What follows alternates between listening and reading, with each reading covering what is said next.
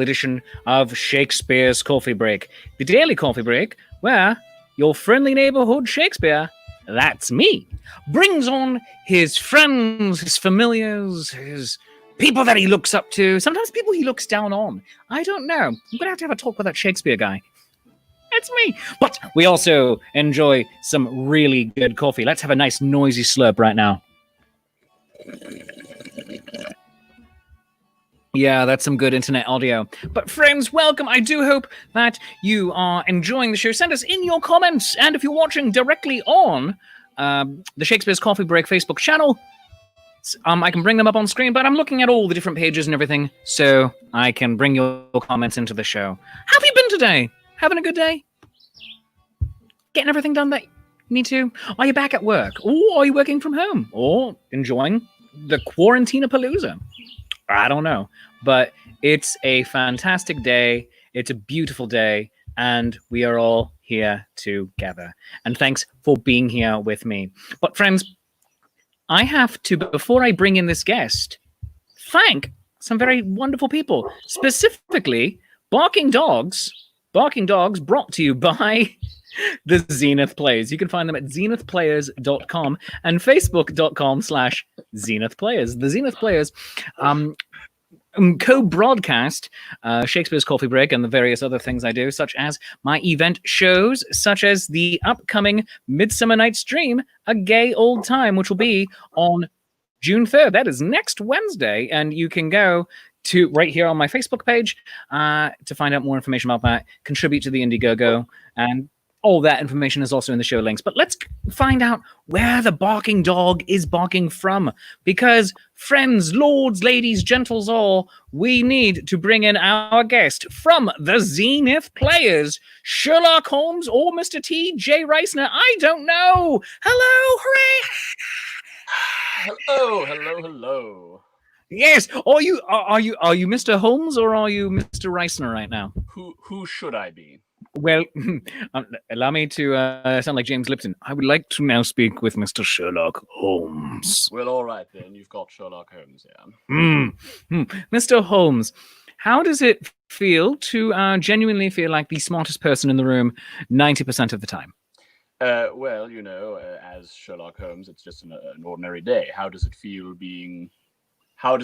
to be a spider amongst flies? How does it feel to be a polar bear amongst seals? One simply does what one does. Oh, well put.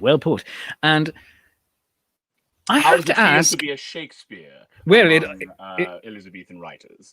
Well, it is generally pretty good, but there's also a Christopher Marlowe around trying to knock you down a peg.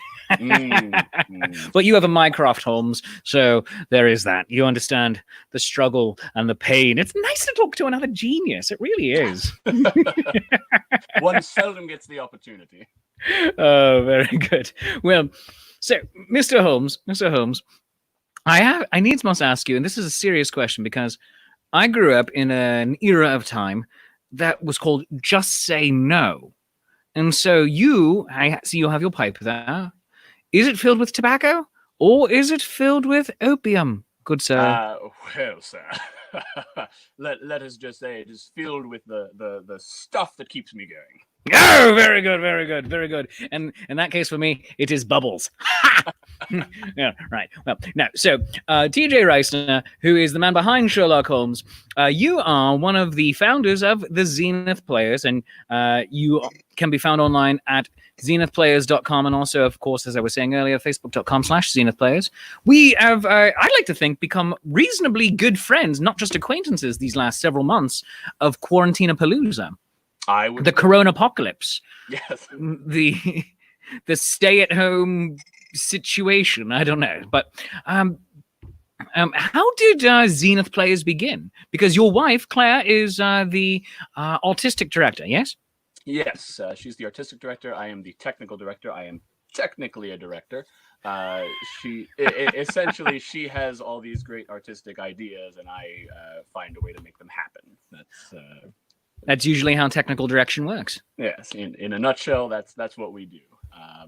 We many years ago, but technically speaking, our first production was sort of Death of a Salesman.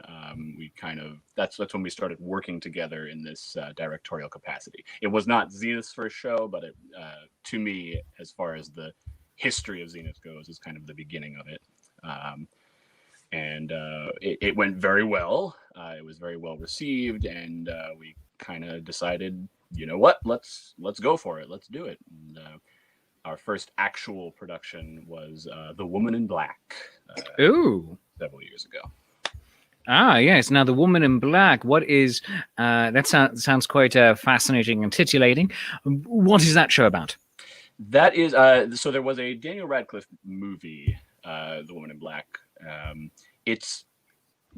So the movie was based on this play, which was based on a book by Stephen Malatrat. And essentially, the play follows a man who has had this experience with a sort of haunted house, and he's gone to a theater and has found an actor with the intent of the actor telling him kind of how to tell a story and how to tell the story of what he experienced. So so we kind of go back and forth between we're at the theater and he's kind of teaching him how to be an actor, and then we go back to the house where all these strange things kind of happened. And there's a very it's not necessarily like a jump scare you kind of show, but more of a psychological very nice, what's real and what's not. Wonderful. And that leads me into asking you about the next topic of conversation, the Baskervilles Project. Now, the Baskervilles Project, and let me see if I can share the screen here so I can bring up the proper poster. Let us hope. Oh, nope, wrong poster. All right. Let's do the other one. That's the other thing I'll bring up in a minute. The Baskervilles Project, which you're doing of presenting, there we go, the stories of Sir Arthur Conan Doyle's Sherlock Holmes doing The Hound of the Baskervilles. And you are presenting it in serial order, much like it was originally written, if I'm not mistaken. Yes. Originally, it was published, I think, in magazines, one chapter at a time. We live in a world where they kind of like a little bit more instant gratification. So we're doing it 2, and in the case of this Monday, we did it 3 chapters at a time, just so that we don't, go on until December. So we've got 2 more weeks of that. It's 2 more weeks. I thought it was the final chapter coming up. All right. Next, this coming Monday, you'll be joining us. I am, yes. Jack Stapleton, and then the following week is the wrap up. Oh, very good, yes. So yeah, we started that. We had adapted A Scandal in Bohemia years ago to perform with 3 actors, the wonderful Noah Stancione playing Dr. Watson, and all of the other characters except for Sherlock and Irene Adler. And that originally it was going to happen in a restaurant, and it never ended up happening, but we kind of saw the opportunity during Quarantina-palooza to you know what, let's just have a reading of it. Let's see how that goes. And we enjoyed it. We got, again, the wonderful Noah read for us, and we got Marie Nicole, an excellent actress. She is delightful. She was in my Midsummer. Not yes. Midsummer, my Romeo and Juliet, as Mercutio Bro. Mercutio Bro, yes. And she, as delightful as she is in everything else, she was delightful in that as well. So we got the 2 of them, and we read it, and it was a lot of fun. So we said, what can we do next? Let's do another Sherlock. The only reason I'm playing Sherlock is because I was playing Sherlock in that version, and the only reason I was playing Sherlock in that version was so that we didn't have to pay an actor. Yeah, it makes sense. Yeah, totally. It's one of the benefits and also downgrades of having your own theater company. I'm discovering. Yes, you do a lot of things yourself so that you can save a little money. And then sometimes it's just like, well, no one's going to do as good as me. It's like I have it in my head. It's like the character sounds this way in my head. So that is how it's going to happen. And then someone else comes out and does it. And you're like, please don't be better than in my head. Please don't be better than in my head. Exactly. So yeah, we decided, you know what, let's do Hannah the Baskervilles. It's one of the most famous stories written in the English language, so let's do that one. It's one middle schoolers tend to learn, along with Case of the Speckled Band. Yes. And I discovered that it was in fact a novel and that it would be very long to do in one reading. So we kind of decided, let's chop it up into bits, and turns out that's how it was originally released. Wonderful, wonderful. And oh my goodness, going back and I'm just looking at some comments that are all over the place. This is one I cannot bring up on screen because it is one of the channels going through Restream for me, which you and I share on that. So thank you very much for that, for constantly being a resource to me as well. But going back to the comment when Holmes and Shakespeare were talking to each other on how does it feel to be Shakespeare amongst other Elizabethan writers, and I said, Marlowe's always trying to knock you down. My friend Susan Hill, also friend of the show, says, #FU Marlowe. So that is a thing that was said. But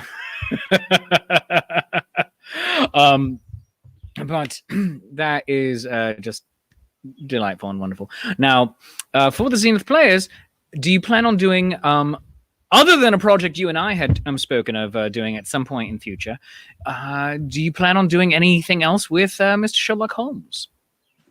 Possibly. There's nothing concrete yet, other than the one we're working on. But you know, if someone out there wants to see more Sherlock Holmes and says, "Hey, do this one," we'll certainly take a look at it. What else are we gonna do? That's a very good thing. We should do full middle schools and shop it around to them, because they all do it. Case of the Speckled Band. Just dramatize it fully. I'll have to take a look at that one. Yeah. I'm just announcing it right here. You know what? Middle schoolers, here we go. I'm putting my tangent clock up here. Here we go. All right. Middle schoolers, this is Shakespeare talking to you. Hey, how's it going? We're gonna bring out Case of the Speckled Band for you, because you'll have to read it in 7th grade anyway. Yep, usually how it goes. So I had to, and you probably had to. So we're gonna do Case of the Speckled Band, and we're gonna talk to your teachers, get your teachers to talk to us, because I know this crowd is full of middle schoolers watching right now. Almost certainly. And or maybe your parents. Maybe your parents. I don't know.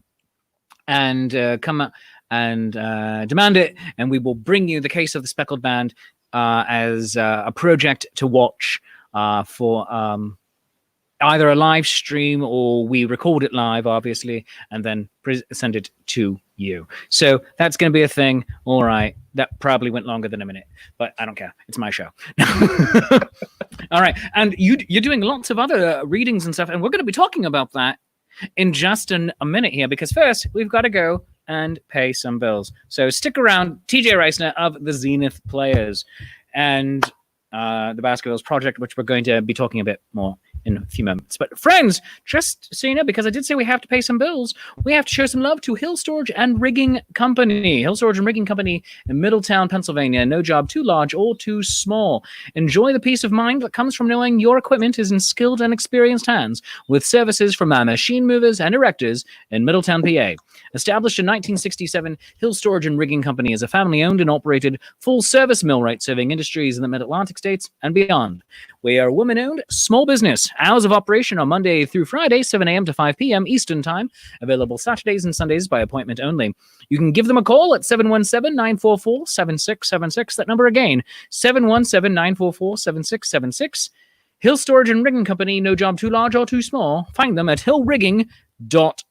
And thank you again to Hill Storage and Rigging Company for being the sponsor of Shakespeare's Coffee Break. If you, watching this, would also like to become a sponsor of the show, simply send me an email, shakespeare@shakespeareapproves.com. My email again is shakespeare@shakespeareapproves.com. I like money. I'll read your copy. I'll do it. I will wear your stuff. I will do it. This really nice thing from the Chrononauts. See Chrononauts? That was effectively a free ad right there. I'm drinking coffee from Mocha Origins. Mocha. That's basically a free ad right there. See? See, I'm not going to do this all the time, though. I probably will, but send me money. All stuff. I like it. I'm being very greedy right now. I can admit that about myself.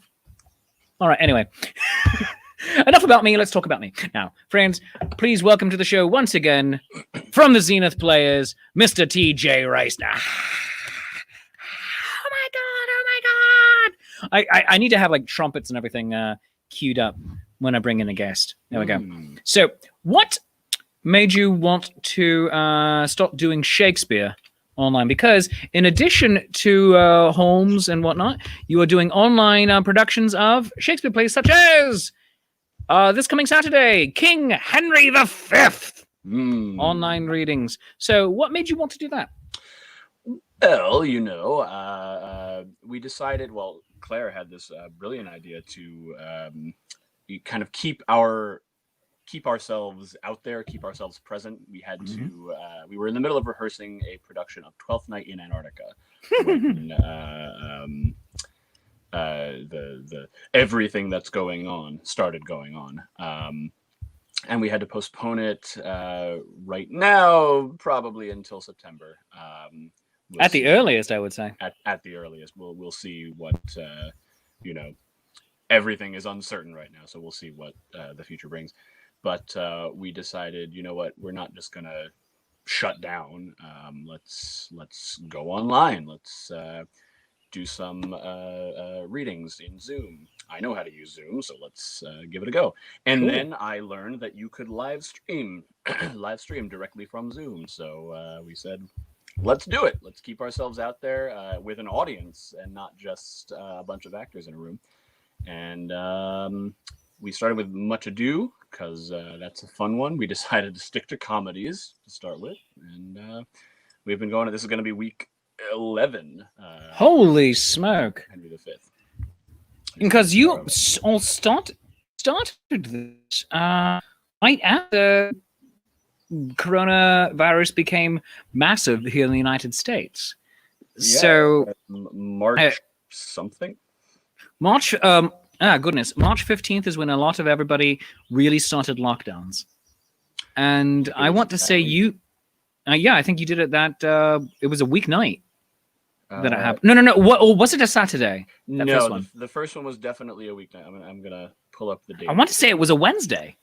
It was. That's not it. the parts of the conversation that don't really matter, but we're bringing them to you live anyway. Wednesday, March 18th.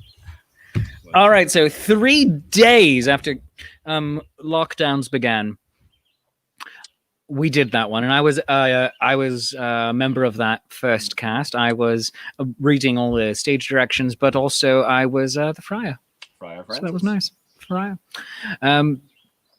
The Reverend Reddy, as we credited the friar back in 2002, I want to say.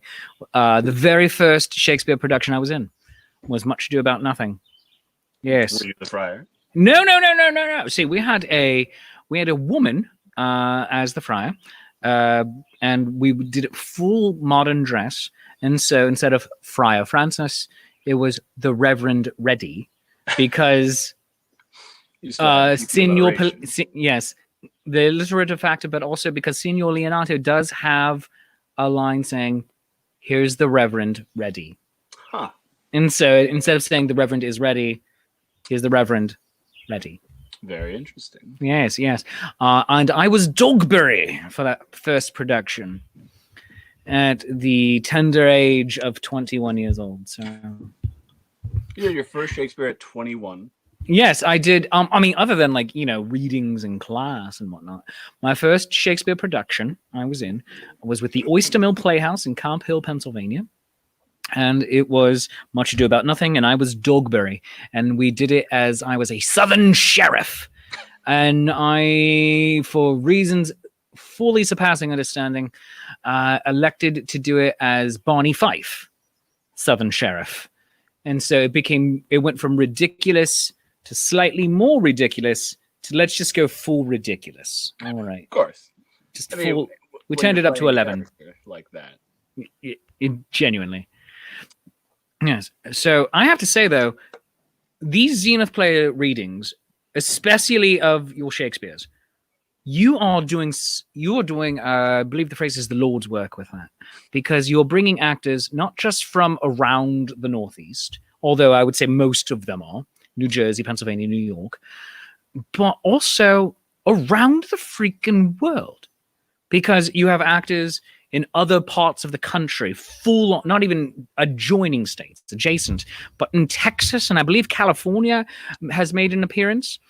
But then also Denmark and Great Britain and Australia have all appeared, not just in one, but in several productions. Yes. So how do you attract these players from around the globe? So the actress from Denmark actually worked with us before here. She did live in the United States for a long time. Went home to Denmark just before it got really bad with coronavirus. So we were lucky enough to know her beforehand. The performers from Australia, one of them knew somebody who now lives in the States and had worked with them, so that's how she got involved. I have no idea where our other Australian found out about us. I don't know what we did right to publicize it all the way to Australia, but he found us and has been working with us. And that's Russell. That's Russell, yes. And he was spectacular as that Thane of Glamis and Cardor. Yes. He brought extra drama and pathos to that. Like at one point, he got himself to break out effectively into a cold sweat. And I've seen people make themselves cry. Right. I can do that. Anyone can do that. But to make oneself break out into flop sweat, that is something. And maybe his air conditioner was on the fritz. I don't know. But he was genuinely phenomenal. And your Lady M, that show, I think, was that Gwen? That was, no, that was Julie. That was Julie. That was our Danish. Yeah. Yeah, she was spectacular. Just the caliber of performers you're bringing in is outstanding. You have professional actors. You have people who you might call like your traditional community theater actors or your local regional theater actors. But it's always phenomenal and grand. We always get, after every single one we do, we always get a bunch of emails, and the experience level has kind of run the gamut. We had one gentleman who emailed us and said, essentially, his experience with theater was he's seen 2 plays, and he wanted to join us, and he was great. A nice kind of burgeoning character actor, I think. So, and like you said, we've had some professional actors email us and everything in between. It's been quite amazing. We are very, very lucky. Oh yeah, it just warms the cockles of my heart to see these casts come together. And as you say, or more often Claire says at the top of every show, most of these actors have met each other about 15 minutes ago when we opened the Zoom meeting, and that is bravo. My hat, which I am not wearing, is off to you, but I will put it on my hat so I can just complete the tropical atmosphere. I mean, for all you know, people, when you can see that my sky chair behind me, where you see the pillars and the greenery. I'm in the Bahamas. I'm not in the Bahamas. But yes, you are doing amazing, phenomenal work, and have incredibly valuable resource to me as well, not just for the restreaming of my shows such as this, or my event shows such as the upcoming Midsummer Night's Dream and Gay Old Time next Wednesday, June 3rd, 7:05 p.m. But for technical know-how and just you and Claire having taken part in my shows and just sharing best practices back and forth, it very much feels ours is a microcosm of something I'm seeing around a lot at the moment, of professionals sharing best practices freely of just saying, well, I do this. What are you doing? Oh, all right. Here's what works for me. What is working for you? That doesn't sound good. Try this type of microphone, or try this technique with a microphone, or camera, or lighting, and just all of it. So it is just wonderful. And I just genuinely appreciate the work you are doing and everything you are doing, both just on the very nitty-gritty levels of, well, here's what we're doing on a day-to-day, week-to-week basis, but on a more macroscopic level, how you are helping me, and also our industry and people at large, because you are helping to provide hope. You are an anchor to normalcy in a world that has gone adrift right now. And we don't know when it's going to come back, but you're providing a certain level of, this is here every week. And we appreciate that. And Gwen Walk, one of your actors, just said here. So thank you, Gwen. Gwen's watching. All right. But since you just raised your cup to me and I will raise mine to you, what are you drinking right now, sir? I am drinking disappointingly cold coffee. Oh. I decided to go fancy because for the most recent holiday, I'm trying to bend over but keep my earpiece in. For this most recent holiday weekend, we decided it was not Memorial Day. I mean, well, it was Memorial Day, but for us personally, it was Maymas. We decided to celebrate Christmas in May, partly as a happiness exercise and partly because time no longer has meaning. Right. And my wife got me some wonderful coffee. It was ground up coarsely for French press. And so I'm having a very nice Uganda French press coffee right now. So, yeah. I'm having it's not cold. It's not cold. It is warm, but I had it in its container here. You're drinking Folgers? Folgers finest cheap coffee. Oh, well, speaking of Folgers and finest, there are two things I want to share with you. Number one, the individual coffee tea bags, the single serving coffees, but done in a tea bag style. Your coffee's brewed in 1 to 3 minutes, depending on the strength that you like it. So I highly recommend that in most, not every grocery store. And just Folgers singles. The other two are Folgers Black Silk, which is pretty tasty, and the 1865 blend.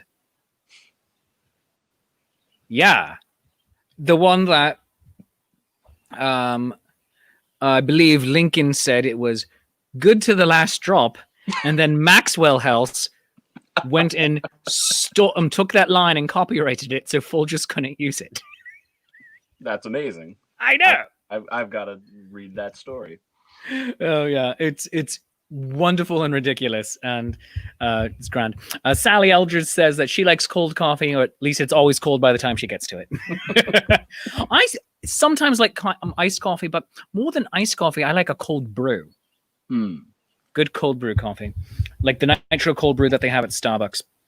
Oh, I'm not a big fan of the cold coffee. To me, that just means it's old, personally. But you know, I appreciate that others have different strokes for different folks, I believe. Indeed. Now, we're getting some wonderful comments on here, and they're all over the place, so I can't bring this one up on screen, but friend and fan of the show, Susan Hill, is saying she knows that, and I'm going to make your screen big so people can see it a little bit better. She says, let me find it again. Where'd it go? There we go. I know the number 11. I know the number 11,990 above the medals is probably related to the medals, but in her head, it has now been 11,990 days since the last Zenith Players workplace accident. Yeah, absolutely. That is true. Yes. So, Susan, you're not wrong. not wrong on either count. No. The medals, and it has been a very long time since the last workplace accident. Yeah, she goes, that equals 32.84 years, and that is a great safety record. She even did the math for us. Thank you, Susan. Hashtag don't make us math. Thank you. All right. But any final words of wisdom to impart to our viewers this day? My words of wisdom. Stay safe, wear a mask, try not to cough on anyone. And stay positive. If what we are doing is helping out in any way, watch us read some Shakespeare. Watch Shakespeare read some Shakespeare, or rewrite some Shakespeare. I rewrite it. It's a work in progress constantly. But you wrote it to begin with, so it's indeed. So it's fine. It's mine. It's mine. Bugger off. And find the little things that make you happy and stick with them. Well spake, sir. Zenith Players, 2 shows coming up this Saturday. King Henry V online reading. It's going to be 7:00 over on their Facebook page. And on Monday, the penultimate chapter of The Hound of the Baskervilles. I'm actually going to be in this one as Jack Stapleton. And they're releasing that as a serial drama, nearly as a radio drama. And that's one of the amazing things about podcasting and online performance now. And I saw yesterday a meme said, wow, Skype, you blew it with only a 17-year lead. Yeah. Because everyone does Zoom for the most part now. So way to go, Skype. You were always there. All right.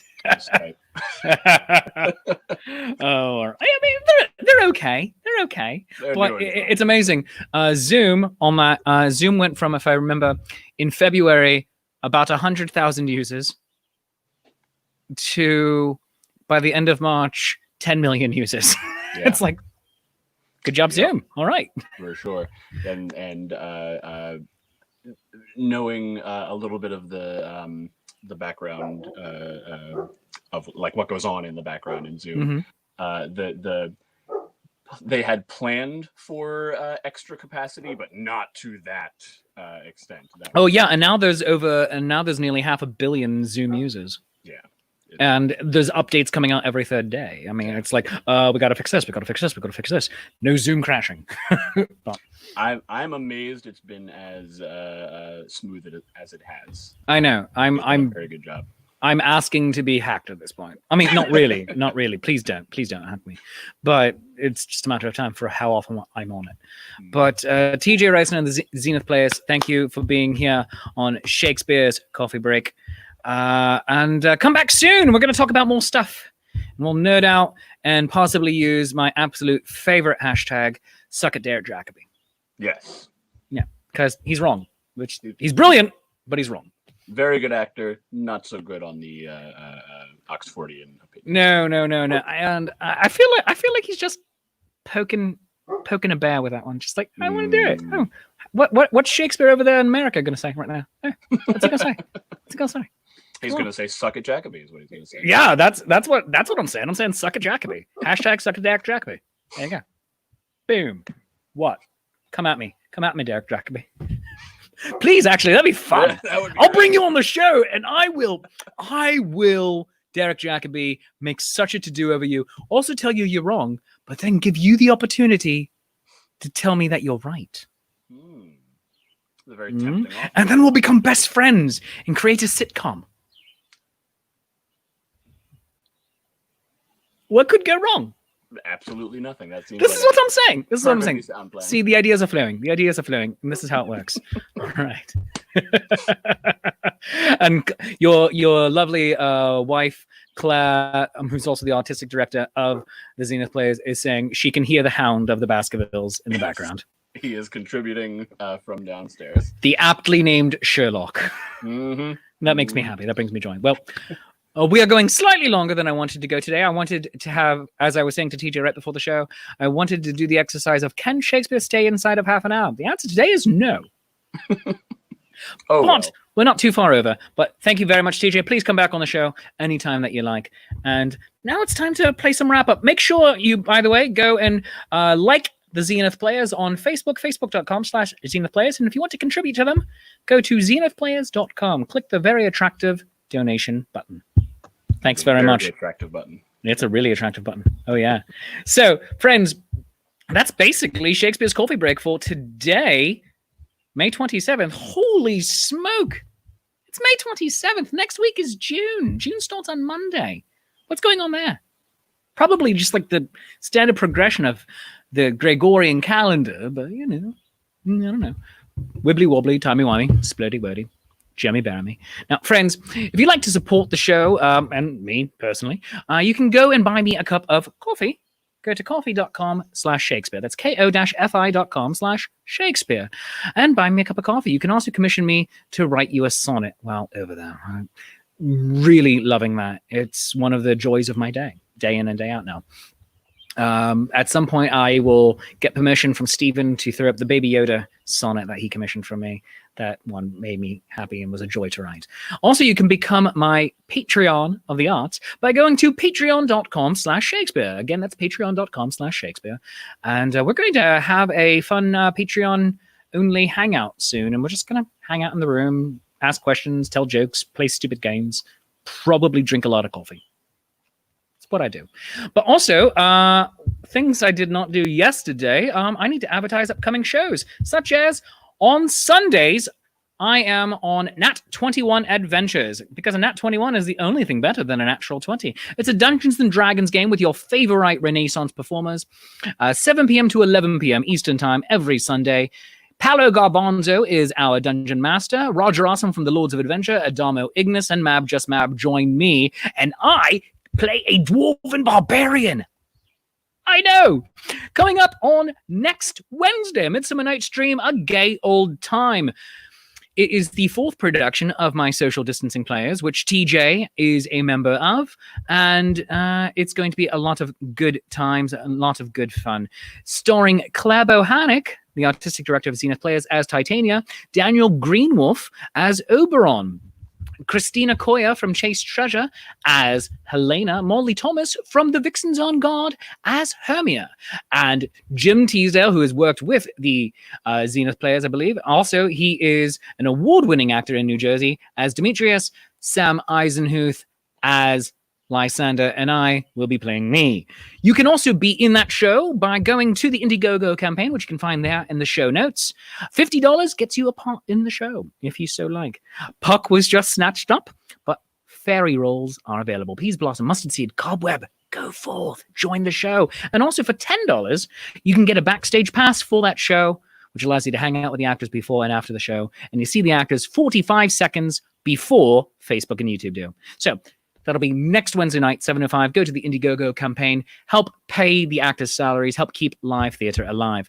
And then, of course, this Saturday, I am in Henry V with the Zenith Players at facebook.com/Zenith Players. And on Monday, I'll be in The Hound of the Baskervilles as Jack Stapleton. So it's going to be an awfully good time. Great fun. Great things happening here in Shakespeare World. Tomorrow, by the way, instead of Shakespeare's Coffee Break, of course, we are doing Talking Trek. Brian Harvard, producer and co-owner of the Connecticut Renaissance Fair, and I, in my alter ego, guys, we are talking some Star Trek, and that is always a fun time. And then on Friday at 5:30, Shakespeare Shameless Self-Promotion Happy Hour. And Chased Treasure is going to be joining us for that one.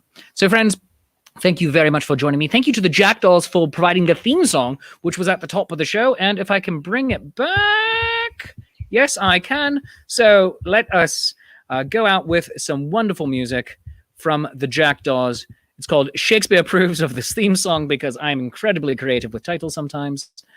Until tomorrow and Friday, I love you. You love me. There's mutual glorious affection. Thanks again to TJ over there from the Zenith Players. This has been Shakespeare's Shameless Self-Promotion Happy Hour. Or rather, Shakespeare's Coffee Break. I don't even know what show I'm doing anymore. I love you. You love me. There's mutual glorious affection. We'll see you soon. Bye-bye.